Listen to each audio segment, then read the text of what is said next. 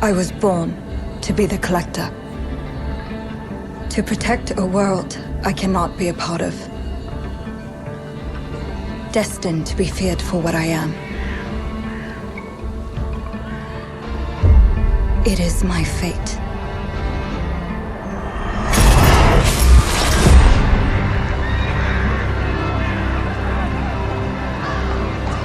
I have devoted my life to facing them. Those granted the power to raise souls. Those corrupted by their gifts. Tilting the ancient balance toward cataclysm. But at last, their debt is due.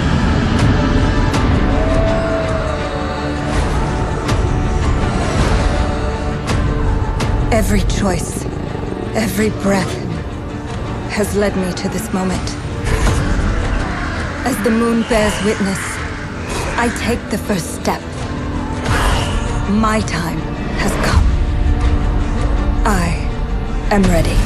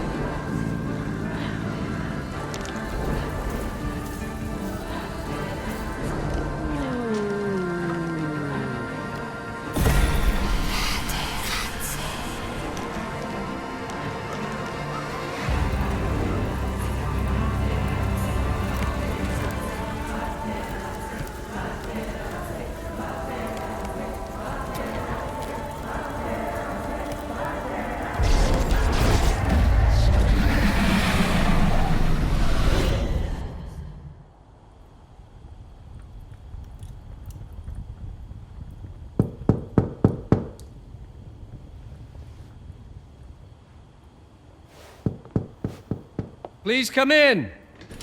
Professor Lucas? Yes. Yes, and you must be Cleo. I'm up here. Please join me. Be right there.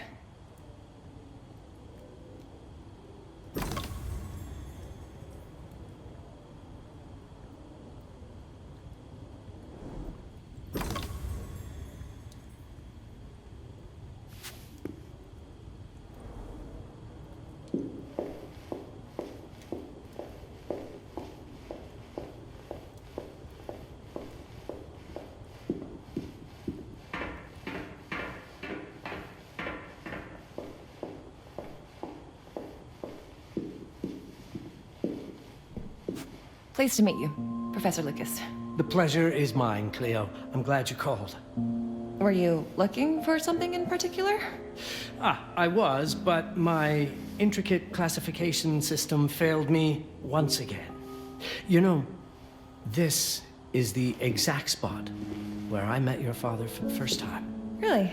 Yes, he was looking for essays on Rembrandt and other Dutch masters. His arms were brimming with books. He could barely see in front of himself. That sounds like my father. Yes. I recognized myself in his eagerness to learn. The same eagerness that brings you here, I suppose. Oh. Yes. I have the letter he gave me. Could you have a look? Absolutely. Let's go to my desk. So how's my dear friend Aaron? You called my father a friend. Of course. He never talked about you before giving me the letter. I was devastated when he told me about his condition. I'm sorry, Cleo. He told you? When? I saw him about a year ago. He warned me that you were going to call when you were ready. Oh. I guess he told you a lot. Not much more. He is a very private person, as you know.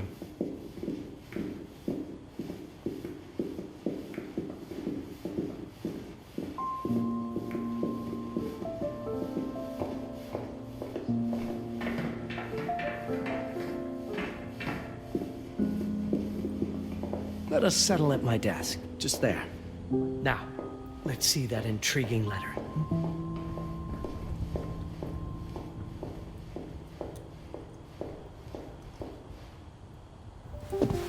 I can't read past the first line my father wrote. And then there's this last part at the end. Both are in English, but everything else is... I was hoping you could help me. I've never seen anything like this before. The writing seems to be hidden behind some sort of veil, and there's movement in it. It's like something organic. You're absolutely right. I've only seen this once before. I have a 300-year-old manuscript that has the same protective layer, which means that this letter is from the Zandaris tribe. Zandaris? Yes, it's a very ancient tribe. I wonder how your father got this letter. Can you decipher it? I'm afraid I can't. But there is a tome in here on ancient writing that mentions the Zandaris' protected communication. Although finding it may be a bit of a challenge, I think I might have stored it a little too well. The library's registry should help.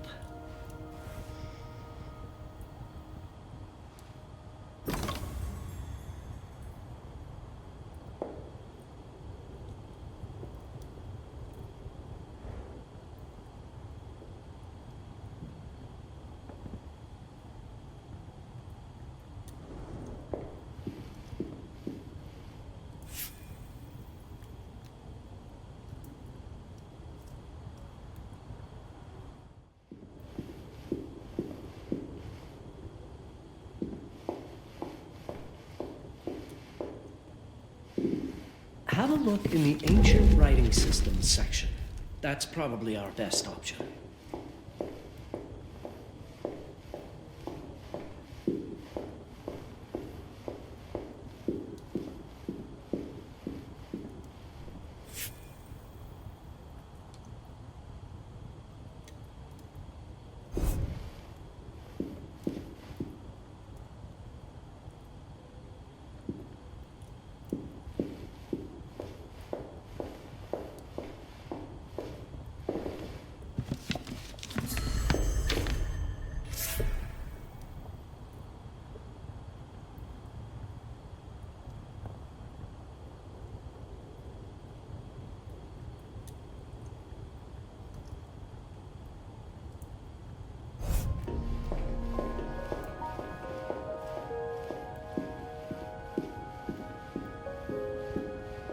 What did you find?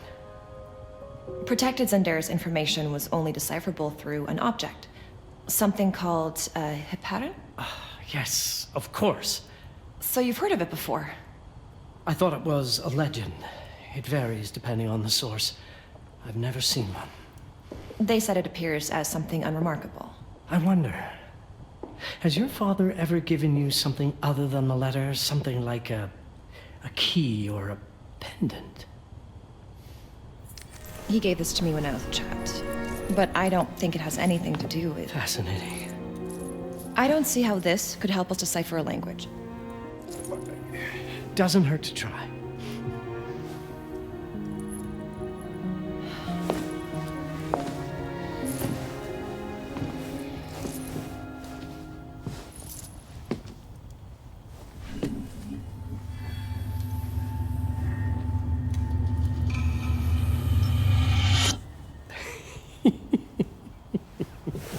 It doesn't work. It's all right. Aaron has thought this through. There must be something that we're missing. Something to activate it, maybe. What makes you so sure that my father was behind this? Would it really be so surprising? I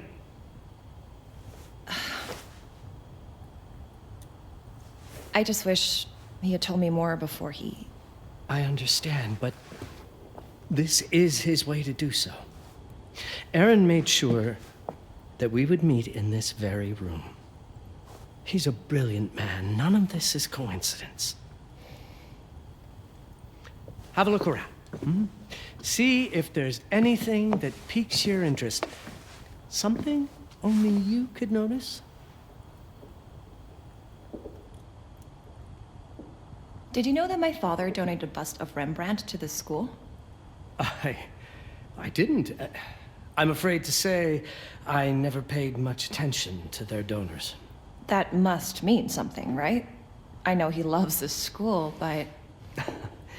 I'd say follow that lead. There's a section in this library dedicated to Rembrandt.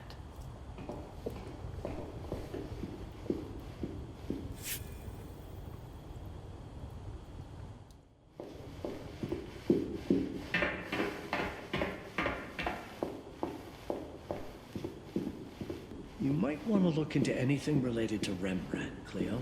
It makes perfect sense if we try to think as your father would.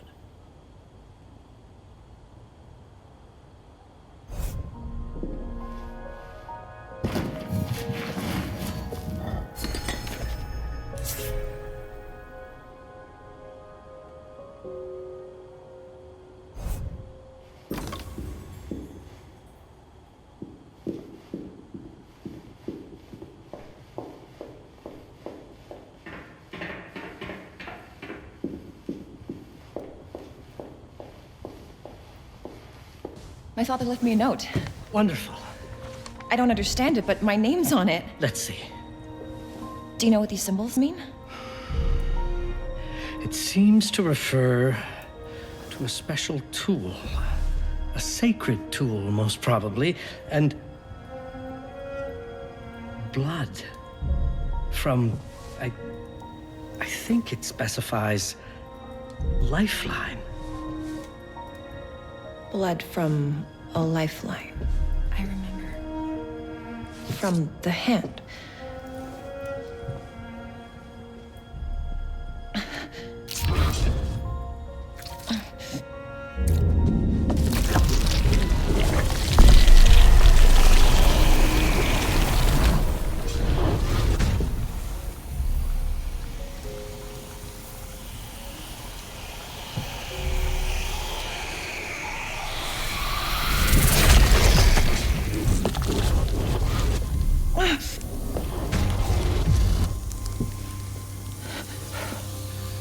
That's it. That's the heparin. Aim it at the letter.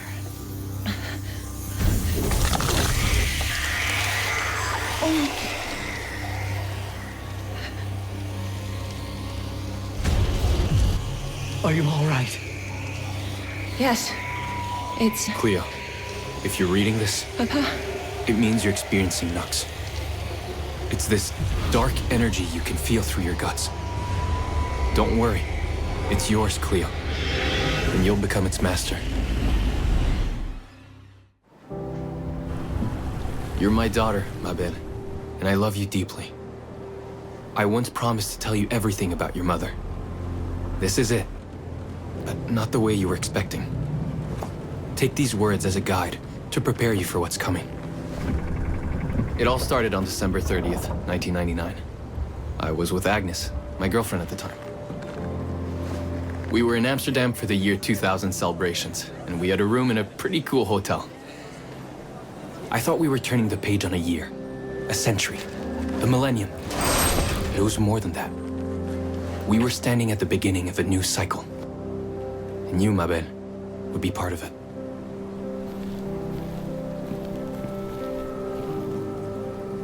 Everything starts with Agnes, as far as you and I are concerned, Cleo. But in fact, it's hard to grasp how ancient this story is.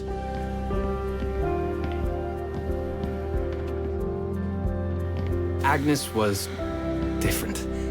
An old soul, yet joyful, always surprised by life. From the very beginning, it felt as though she already knew me. It was awesome.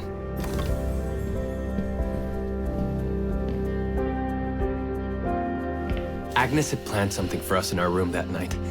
Some of her belongings had already been delivered. Ancient artifacts. I was fascinated.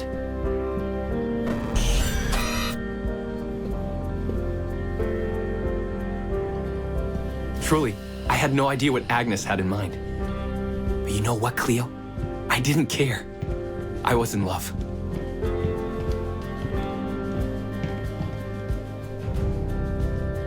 I never questioned Agnes's actions. She had a way of making me feel important and wanted, needed even.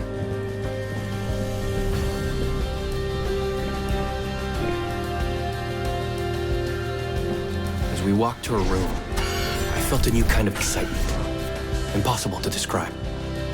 I didn't yet know I was about to lose my grip on reality.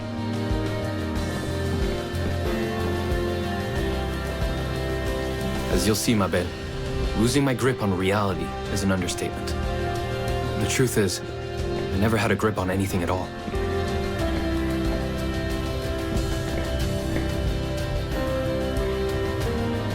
The closer we got, the more something stirred in my veins. Nothing unpleasant. More as though the city's canals were running through my body.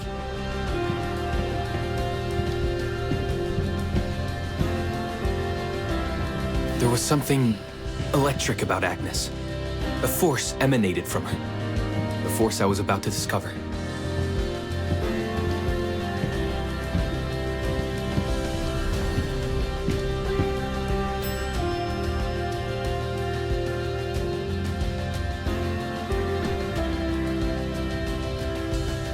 All in all, what awaited me in that room never felt threatening, Cleo.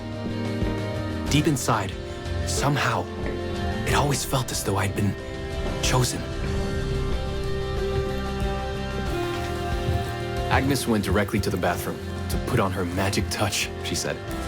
She didn't need any in my view. She was being literal, I guess.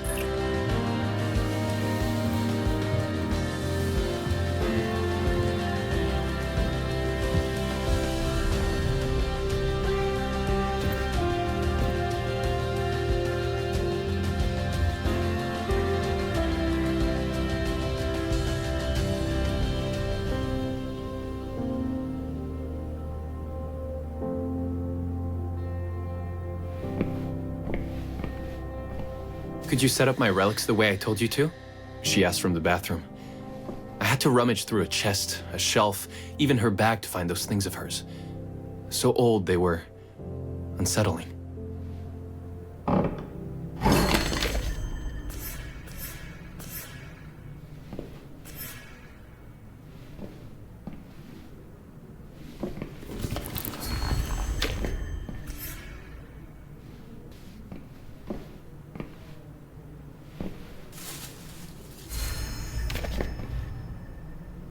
Did all my mirrors get installed? She asked. Yes. They had been placed around the bed, and the bed had been moved.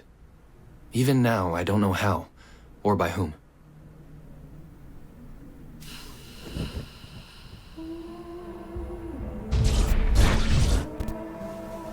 When everything was ready as Agnes requested, she came out of the bathroom.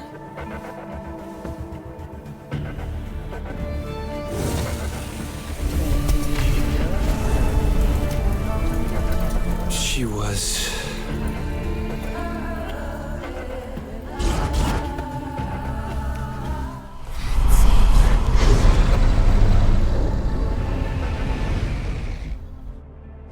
I woke up or something.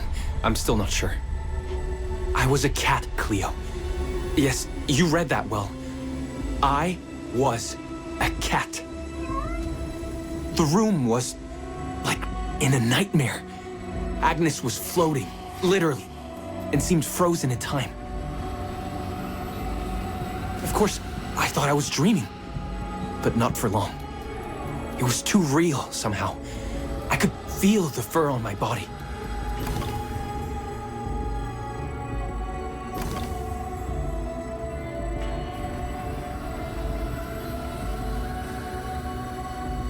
My senses were heightened. Everything I saw or heard became a voice calling me. Go further, and you'll see. Go further, and you'll see. The further I went, the more real my sensations became. Yet the world around me felt increasingly surreal. It was scary, disturbing. But something was definitely calling to me, from what seemed to be the other side.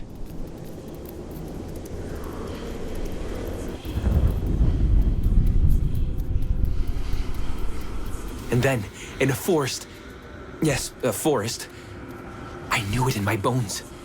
It was someone calling me. A woman.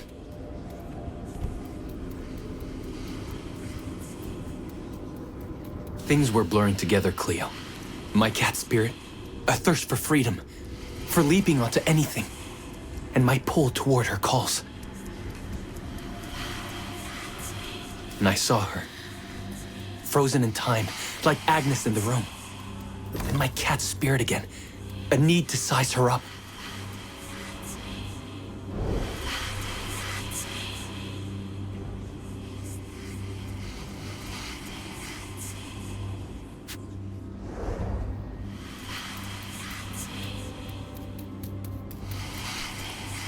Then it happened.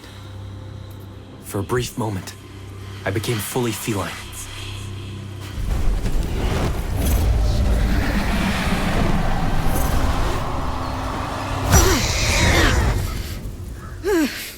Welcome, Paparazzi.